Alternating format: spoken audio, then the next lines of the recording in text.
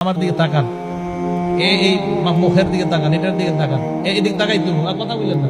এই দেখেন, এবার এটার দিকে তাকান, এক ফোঁটা পানি পড়বে দেখেন। রাসূল সাল্লাল্লাহু আলাইহি সাল্লাম বলেন, ফাতাখরুজু তাসিলু কামা তাসিলুল কতরাতু দেখছেন মিন ফিস সিকা। পাত্রের শেষ পানি ফোঁটা আস্তে আস্তে যেমন বের হয়, ইমানদারের আত্মাটা ঠিক এমন আস্তে আস্তে ফেরেশতা বের করবে।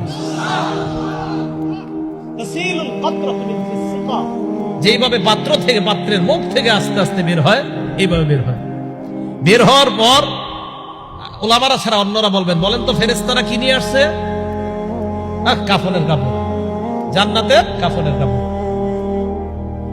মালাকুল মাউত যখন তার আত্মাটা নেয়, ফাআখাযাহা, আত্মাটা মালাকুল মাউত নেয়। নেওয়ার পর সামনে যারা বসা, লাম ইয়াদাউহা ফি ইয়াদিহি তরফাতা আইন, চোখের পলক পরিমাণও তার কাছে আত্মাটা রাখতে দেয় না। সামনে যারা বসা, কেন? আমরা খুব আগ্রহ নিয়ে আসছি, আপনি এতক্ষণ রাখা দরকার নেই, আপনি তো বের করছেন, তাড়াতাড়ি আমাদের এই জান্নাতের কাফনের কাপড়ের মধ্যে দিয়ে দেন। তাহলে বোঝা গেল, জান্নাতের কাফনের কাপড় নিয়ে আসি ইমানদারের আত্মা নেওয়ার জন্য, আর আমরা কাফনের কাপড় আনি ইমানদারের লাশ দাফন করার জন্য। দেহটা মনে থাকবে না? দেহ দাফন করার জন্য আমরা কিনি দুনিয়ার কাপড়, আর ইমানদারের আত্মা নেওয়ার জন্য আল্লাহ ফেরেশতাদের মাধ্যমে জান্নাতের কাফনের কাপড় বানায়। ফেরেশতারা ওই আত্মাটা কাফনের কাপড় দিয়ে পেঁচায়, পেঁচানোর পর সুগন্ধি লাগায়, সুগন্ধি লাগায়। আত্মাটা পেঁচানোর পর ফায়াসাদুনা বিহা ইলাস সামা, ফেরেশতারা বিশাল বড় একটা বহর নিয়ে ওই ইমানদারের আত্মা নিয়ে আল্লাহর আসমানের দিকে রওনা হয়। সামনে যারা ফেরেশতা, তারা যখন ওই ফেরেশতাদের দিকে তাকায়, তাকায় বলে, মা হাদা রূহুত তাইয়্যিব, এই পবিত্র আত্মা নিয়ে কোথায় যাও? কার আত্মা? কয় ফুলান ইবনু ফুলান, ওটা অমুকের সন্তান, অমুকের আত্মা।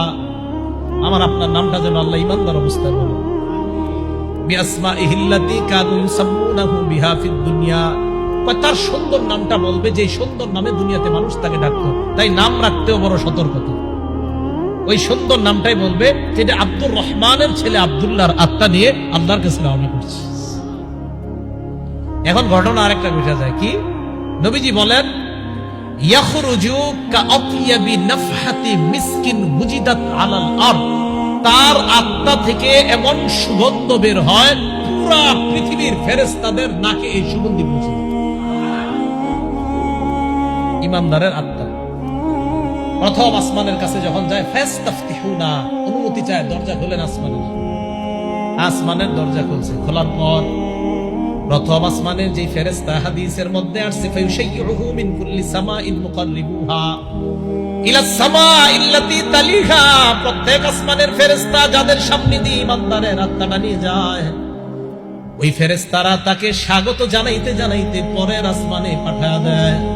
এইভাবে যাইতে যাইতে ইলাস সামাই সাবিআ, সাত আসমানের পর যখন আত্মা চলে যায়, আল্লাহ পাক রব্বুল আলামিন ডাক দিয়ে বলে, উকতুবু কিতাব আবদি ফি ইল্লিয়িন, আমার বান্দার আমলনামা ইল্লিয়িন জগৎ আছে একটা, এই জগতের মধ্যে তোমরা লিপিবদ্ধ করে দাও।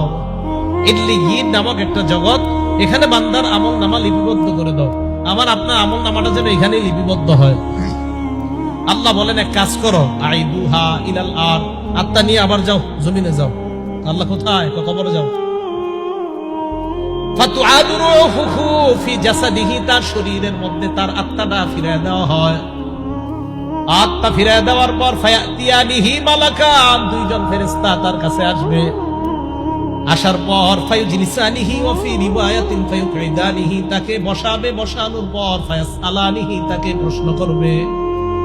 এক নাম্বার, মার রব্বুকা, তোমার রব কে? ওই বান্দা জবাব দিবে, রব্বি আল্লাহ, বলেন আমার রব কে?